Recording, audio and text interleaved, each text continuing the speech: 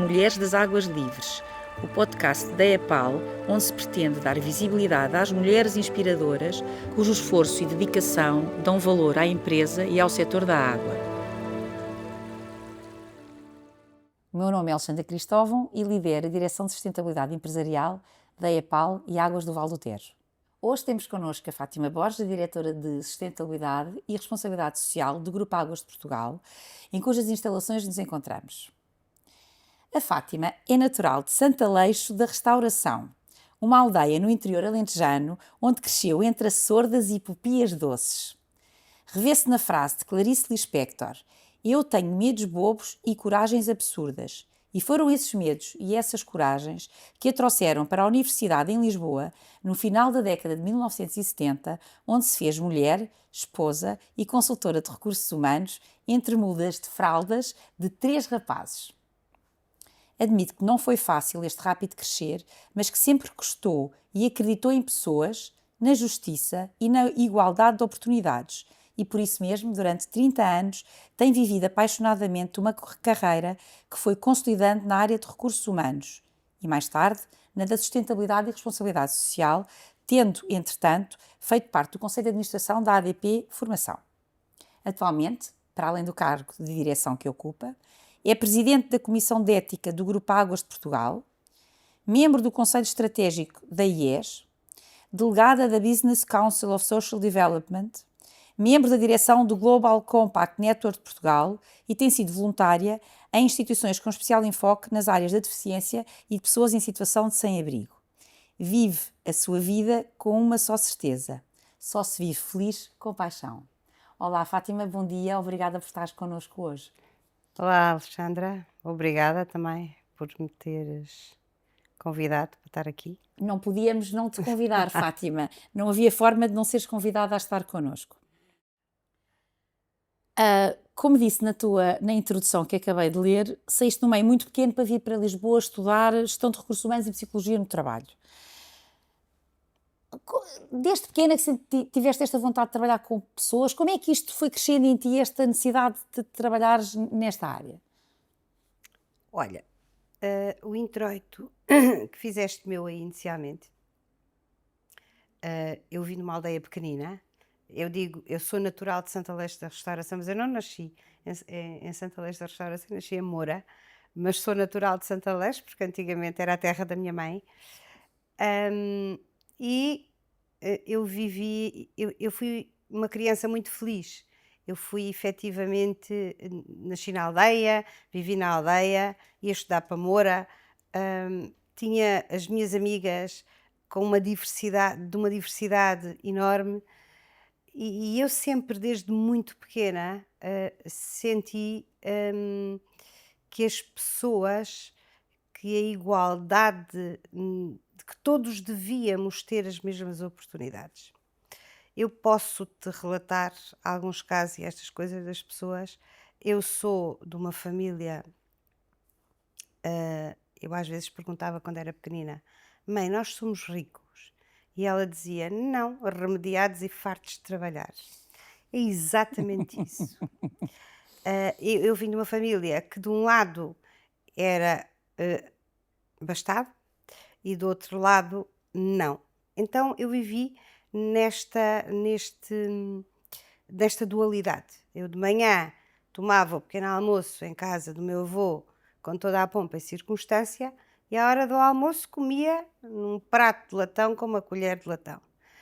E isso fez de mim a mulher que eu sou hoje, e olhar para todos, e todas as pessoas, da mesma forma. As minhas amigas, eu vivia uma vida desafogada, mas uma vida remediada e fartos de trabalhar. E, se- e e a maior parte das minhas amigas da aldeia não tinham as oportunidades que eu tinha. Posso dizer que fui do meu ano, fui a única menina que veio estudar para Lisboa. A única menina e o único menino. Fui a única que vim. Tive aqui depois algumas.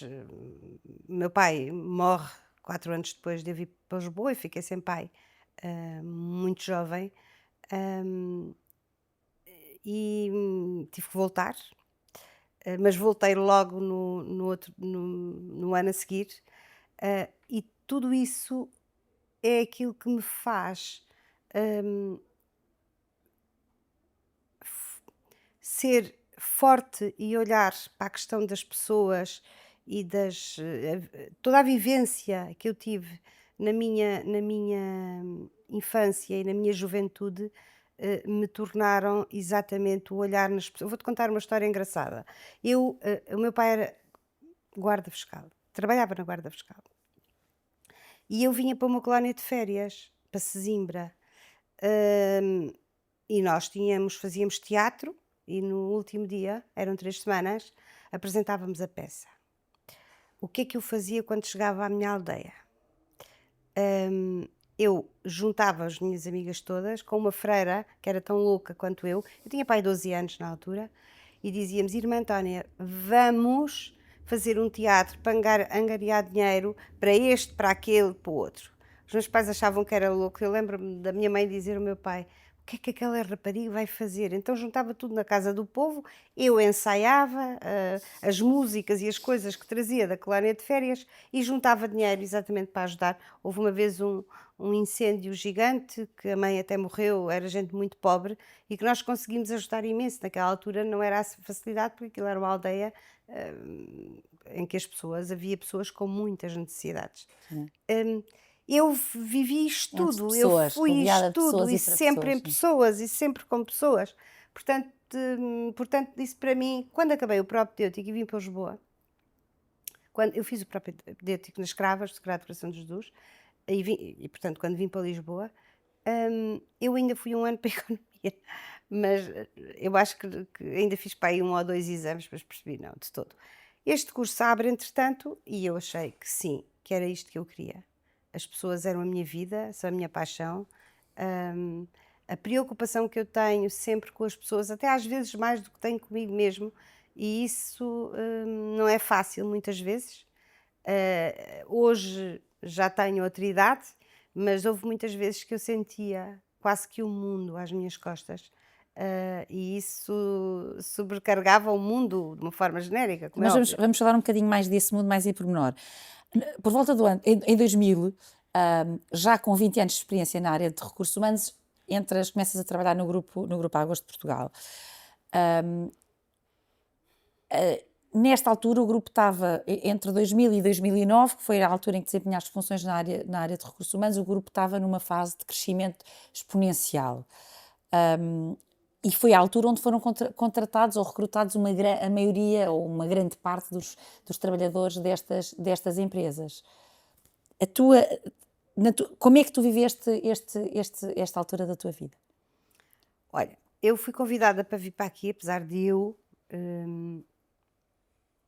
já trabalhar com o grupo desde, eu por exemplo, em 90, eu, eu fiz imenso recrutamento, por exemplo, em 92 para a EPAL. Muitos dos que estão aí hoje e são muito importantes, eu que tive o privilégio de os poder ter recrutado. E a partir de 96 eu comecei a trabalhar com a IPE enquanto consultora, exatamente a criar as novas empresas. Porquê é que eu vim para aqui, para as águas? Já tinha sido convidada para ir para outros lugares. A água sempre foi, e já te explico depois também o recrutamento e a evolução. A água sempre foi para mim um bem muitíssimo precioso. E vou-te explicar porquê. Todo aquele introito que eu te fiz da minha infância e da aldeia, nós não tínhamos água. Tínhamos água, mas havia água uma vez por semana, de verão, por exemplo. Portanto, eu sei exatamente o que é a questão da água. A água, imagina, havia água das 6 da manhã às 7 da manhã e nós tínhamos que encher milhões de coisas para a água dar para a semana. Às vezes havia 2 vezes por semana. Dependia, ou às vezes tinham que ser os bombeiros. Portanto, eu, por exemplo, para dar um exemplo, eu só vi luz elétrica, quer dizer, a não ser que tivesse saído com 9 anos. Portanto, isto parece que sou muito velha. Oh, Não, não Fátima, agora sou, parece. mas pareço uma antiga. Mas sou muito velha, mas pronto, não interessa. Depois tiramos isto. Mas para te explicar que quando me convidam, porque eu também já tinha a experiência de recrutar as pessoas, hum, eu olhei para a empresa e disse: não, esta empresa é aquela que eu quero. É aquela que eu quero, porque eu acho que trabalhar nas Águas de Portugal não é um trabalho, e eu digo isso muitas vezes, é uma missão. Sim, Nós, cada um de nós, nas nossas funções, temos uma missão. E a missão é exatamente levar a água à torneira dos portugueses. Sem nós não existiria vida quase em Portugal. E nós temos um trabalho e encarar isso com esse trabalho com essa postura é muito importante. Quando comecei, as empresas nessa altura havia o Dor e Paiva, o Cava, mais do EPAL sempre, como é óbvio, não é? E a Sanest, honesta, julgo que sim. eram só estas 4 empresas, e eu já tinha participado do processo de recrutamento do Cávado, do Dor e Paiva não, da EPAL já tinha alguma ligação.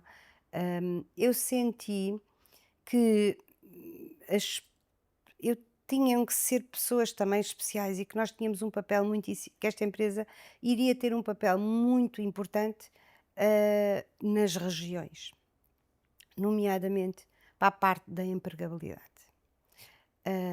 Nos nossos, contratos de concessão, uma das coisas que dizem é efetivamente o desenvolvimento, local, e o emprego local e, portanto, os administradores eram nomeados para uma nova empresa e eram os administradores e eu. Definíamos a estrutura organizativa e vamos lá recrutar.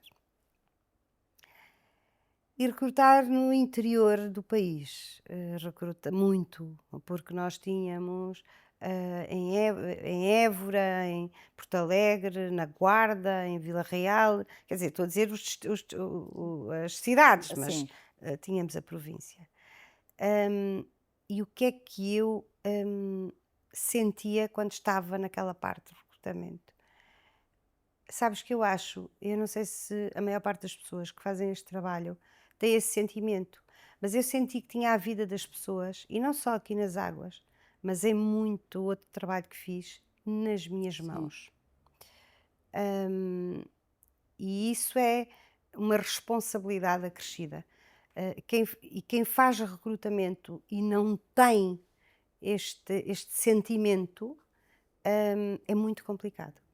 Porque tu não podes descartar alguém só por descartar, porque não gostaste da cara dele, porque não gostaste disto, não. Sim, E então eu sempre, e porque gosto de pessoas, eu não tinha nunca entrevistas dirigidas, e isto era mais para as funções mais técnicas, em que as pessoas achavam que quem faz entrevistas tem umas perguntas. Não, eu sempre perguntava: diz-me lá quem és tu, então o que é que tu queres? deixa-me interromper só para te perguntar exatamente que características é que tu, nessa tua experiência tão extensa, que características das pessoas é que tu procuravas? Ou o que é que te atraía e o que é que te afastava que características das pessoas? Olha, nas conversas, que nós íamos tendo, olhava muito para várias coisas. Para o potencial, para este espírito de missão que te falei, e não era o espírito de missão da água, mas era o espírito de missão de vida, Sim, porque nós também, a alma de cada um tentava às vezes entrar. As dificuldades que tinham e a necessidade que tinham do próprio emprego, a credibilidade que me davam, hum, tudo isso fazia com que me entrassem no coração, hum, e que e hoje ainda levo muita gente no meu coração e toda a gente sabe isso, nomeadamente aqui no grupo, porque cada pessoa é uma pessoa. Às vezes era muito dura nas entrevistas no início, de propósito, especialmente em algumas funções, e há alguns que se recordam disso ainda. Hum, e, e nós aqui, as pessoas não tinham noção, talvez muitas vezes não se tenha noção do impacto que o Grupo Águas de Portugal teve no país, nesta parte do emprego. Por exemplo, posso dizer, em Trás-os-Montes, nós recrutámos imensos engenheiros e engenheiras, jovens acabados de sair da universidade, e foi um projeto engraçado que fiz. A maior parte, eu acho que pá, aí há 5 ou 6 casais desses todos. Portanto, isso são coisas que me deixam, têm filhos e que vão mandando fotografias, que nos deixam super felizes, porque além de criarmos, de não deixarmos desertificar o país, de não deixarmos, de aumentar a economia do país, também conseguimos contribuir para a felicidade de muita gente que hoje ainda são muito É felizes. verdade. E tu, enquanto recrutadora, quais é que eram as tuas características que tu achavas que tinham que estar sempre, o que é que te fazia estar sempre alerta, o que é que tu achas que deste mais de ti nesse processo de recrutamento? O que é que dei mais de mim, Alexandre? O que é que dei de mais de mim? Era diariamente, quase de norte a sul do país, meter-me no carro e ir-me embora com 3 crianças, pequenas. Eu tinha um marido, óbvio que tenho um marido que me ajuda, mas não era fácil.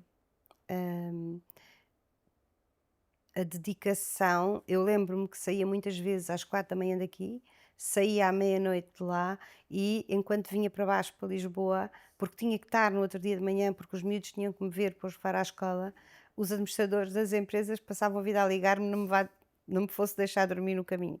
Portanto, eu fazia muitos quilómetros durante anos e anos, inclusivamente depois também tive Moçambique, um dia também para Moçambique, mas aqui eu praticamente não estava na sede, mas não estava na sede não só na fase de recrutamento, quanto enquanto fui diretora de recursos humanos.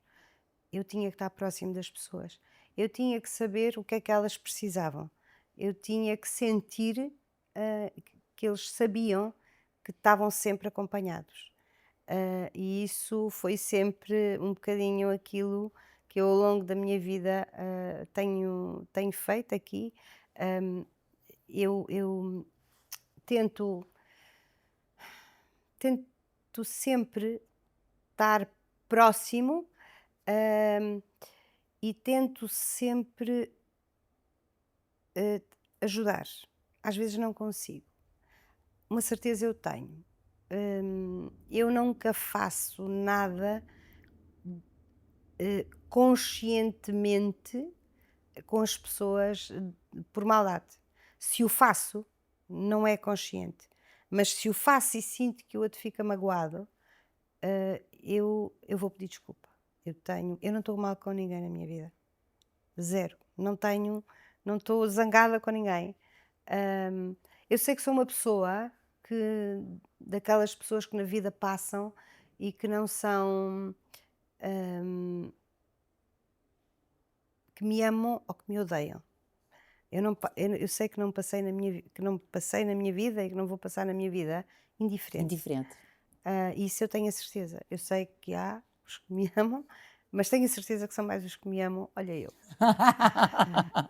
Eu também acho que dos que são. me Eu odeiam. tenho a certeza que são. Mas Eu não tenho a sou uma certeza que pessoa são. fácil, eu Eu sei tenho a que certeza que não são. sou uma pessoa, muito fácil, porque eu sou muito exigente.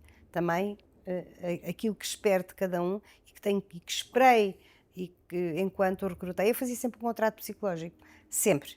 Eu dizia: "Não, a empresa está-te a recrutar, tens um contrato de trabalho, mas tens um contrato psicológico comigo". Portanto, também isso vale Compromisso, um mais de compromisso. compromisso, Sim, vale mais o contrato quase que fazes comigo sim, um que o pacto. contrato de trabalho. Sim. E isso cada um que recrutei tem de certeza na cabeça o contrato psicológico da Fátima Borges. E muitos ainda mantêm esse pacto e esse compromisso. No final de 2008, foste convidada a abraçar um novo desafio, criar uma direção de sustentabilidade, que era uma área que estava a dar os primeiros passos, era um termo que se ouvia há muito recentemente. Vinhas de uma carreira já muito estável, portanto já tinhas construído tudo isso e de repente como é que olhaste para esta tela em branco que te puseram à frente? Tentei, eh, fazer coisas, aprender, situar-me nos palcos que já existiam da sustentabilidade, nós já estávamos no BCSD, etc. Tentar aprender com aqueles que sabiam o que é que se estava a fazer, fazia-se muito pouco. Tinha uma equipa que ainda hoje me acompanha e que tem sido uma ajuda, fantástica, e eu acho que entre todos crescemos imenso. Eu cresci com eles e eles que cresceram comigo. E eu acho que nós, neste momento, temos efetivamente as Águas de Portugal, não tenho dúvida, o grupo todo em si e as suas empresas, estão no topo da sustentabilidade em Portugal. E eu tenho-me apercebido disso, eu fiz uma pós-graduação há muito pouco tempo, na nova SBE, e apercebi-me exatamente disso. Nós fazemos relatórios de sustentabilidade há 17 anos. Assim, agora é que é obrigatório as empresas praticamente fazerem. Portanto, perguntas-me assim, foi fácil? Não, mas também não foi muito difícil. Houve uma área em que eu tive que mudar o meu mindset, como é óbvio, mas outra área tinha a responsabilidade social, porque eu, enquanto diretora de recursos humanos, sempre trabalhei a parte de responsabilidade social. Portanto, como fiquei com essa área, eu fui. E eu acho que a sustentabilidade nas águas de Portugal é as próprias águas de Portugal. Portanto, no fundo, era só estruturar, alinhar. Não era, quando eu me comecei a perceber de tudo isso, Não era assim tão, não era não assim era tão assim tão diferente. difícil, Sim. nem tão diferente, exatamente. Passaste pelo INSEAD, pelo Social Entrepreneurship Program e atualmente és uma referência incontornável na área do empreendedorismo social. No nosso país é incontestável. Esta também é uma das tuas paixões, Fátima? É, e tem tudo a ver com tudo aquilo que falei. E eu acho que acho que cada um dos trabalhadores da Águas de Portugal também é um empreendedor social, sem dúvida nenhuma. Eu comecei, há 20 anos, para aí, eu fazia parte de um grupo. Foi criado um grupo que me convidaram, por causa das minhas interferências na área de VIH, na área da deficiência, na minha área de voluntariado, e criou-se um grupo que era a Tribo de Mudança. E a Tribo de Mudança tinha exatamente a ver com isto tudo que hoje se fala, isto vai há 20 anos, e era eu, o Manuel Forjás, que muita gente se lembra, o Filipe Santos, que é neste momento Dino da Católica, o Miguel Alves Martins, que também está na nova, várias pessoas, a Laurinda Alves, portanto, e que jantávamos de 15 em 15 dias e que discutíamos os problemas sociais do país e como é que nós podíamos dar a volta. Isso durou para aí 1 ano ou 2 e nessa sequência foi criado o IES. O IES, que é o Instituto de Empreendedorismo Social. Portanto, eu não tenho dúvida nenhuma que faço parte e sou uma das fundadoras do ecossistema do empreendedorismo social em Portugal, que tem dado largo espaço. O IES, neste momento, ainda existe, já não com a missão inicial, porque tu sabes que um projeto social e alguém que trabalha na área social só é bem sucedida se o problema deixar de existir. E as coisas têm ido mudando e aquele ecossistema e aquilo tudo já começa a deixar de fazer tanto sentido na forma como foi criada. Em termos de empreendedorismo social, eu sou efetivo, acho que as empresas, e isso é agora a nova tendência, eu já falo disto há 10 anos, cada um é um intraempreendedor social. Tu podes fazer a diferença. Qual é o impacto que tu crias? E as empresas têm que ter noção de cada um de nós, o impacto que nós criamos dentro. E normalmente é social, Sim. portanto, no fundo, tem muito social, nomeadamente numa empresa como nós e como as águas. Sim, Alexandra, eu sou uma mulher do empreendedorismo social, de alma e coração. Inquestionável. Já falámos que és mãe de três rapazes e agora estás numa altura da vida diferente, entraste numa nova fase da tua vida porque és avó de uma menina com alguns meses. Como é que estás a viver essa experiência agora de seres avó porque há de ter sido muito animado ter sido mãe de 3 rapazes. O que é que sentes, como é que estás a viver este momento de forma tão diferente do primeiro? É assim, eu não sabia ser mãe de raparigas. E quando soube que era uma menina, e agora? Mas é assim, o dizer que não é a melhor coisa da minha vida, é óbvio que é a melhor coisa da minha vida, o ter a minha neta. O ser avó e o ter a minha neta. A educação dos rapazes, dos meus filhos, esteve sempre muito ligada a valores. Respeitar os outros para que possam ser respeitados, que é exatamente aquilo que eu faço e o pai.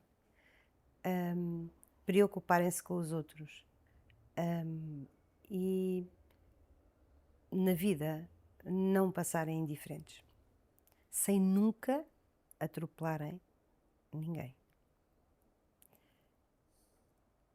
Como é que o ser avó é a oportunidade de eu voltar outra vez a começar a educar? Eu vou dar um exemplo. No sábado eu fiquei com ela sozinha, ela tem 3 meses e pouco, e meio, e eu assisti aos Paralímpicos no fim de semana, que era só quando tinha oportunidade.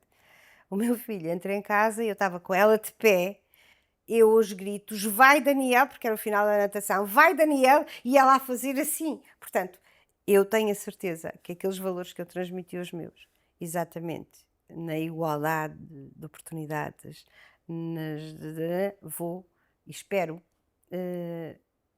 poder transmitir à Eki. Mas deixa-me dizer-te uma coisa, eu antigamente, eu não sou uma pessoa que tem muito medo de morrer, mas agora já tenho, agora queria muito, pelo menos ir ao casamento dela.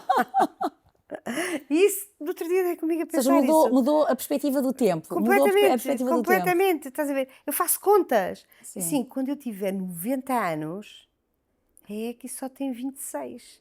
E isso é uma coisa que me deixa assim, bem, eu tenho que durar até os 100, para poder ela ter 30 e tal, e já estar toda, ainda ver os filhos dela. Portanto, é engraçado a forma como tu vivencias. Sim. Eu gostava de ter sido avó mais cedo. Mas pronto, não, essas coisas não se são, controla. não são assim. Mas acho que é bom ser assim, até porque já eu, como te disse, os meus filhos foram muito prejudicados por eu ser uma workaholic, no fundo também, e eu acho que eles estão num momento de estabilidade que terem filhos agora é muito mais tranquilo do que eu tinha naquela altura. Há uma frase da Clarice Lispector que já referi e que tu referes muitas vezes, que te caracteriza: eu tenho medos bobos e coragens absurdas. Com uma vida tão rica e tão cheia, para que lado achas que pende a tua balança, Fátima? Para o lado dos medos bobos ou das coragens absurdas? Eu acho que às vezes eu tenho medos bobos. Olha, eu acho que vai mais para a coragem. Se os meus filhos virem isto e lá Eu acho que está os teus filhos não tenham dúvida. corajosa, que ela tem mania que é corajosa. Mas tenho medos bobos. Olha, por exemplo, tenho medo de dar biberon à Eki que se engasgue. Por exemplo. Tenho coisas tão ridículas quanto estas, mas tenho coragens tão absurdas que, e não faltará muito tempo para eu poder reformar, tenho a certeza que eu vou ter que fazer voluntariado num campo de refugiados, e tenho Darfur sempre como meta. Eu não sou medrosa nessas coisas, mas depois tenho medos ridículos. Sim, mas podemos concordar que caracterizarem-te como uma mulher de coragem é uma caracterização aceite transversalmente e generalizadamente relativamente a ti, tal como tu dirias que os teus filhos também. Às vezes, quem me conhece bem, sabes, Alexandra, eu sei que sou corajosa, mas eu também sou uma excelente atriz na vida. E quem me conhece sabe que muitas vezes me pergunta: Fátima, está tudo bem? E eu, fantástico. E imagina por dentro, muitas vezes, como eu estarei. Portanto, essa coragem é uma coragem que é uma coragem exterior muitas vezes, mas interior cheia de dor. Muitas vezes cheia de dor. Mas não tenho dúvida nenhuma que sou uma mulher corajosa. E olha que essa é uma coragem que inspira muita gente. Fátima, muito obrigada por Obrigada eu. Muito obrigada por ter estado connosco. Obrigada. Muito obrigada, Alexandra. Obrigada. Este foi mais um episódio do Mulheres das Águas Livres. Junte-se a nós no próximo.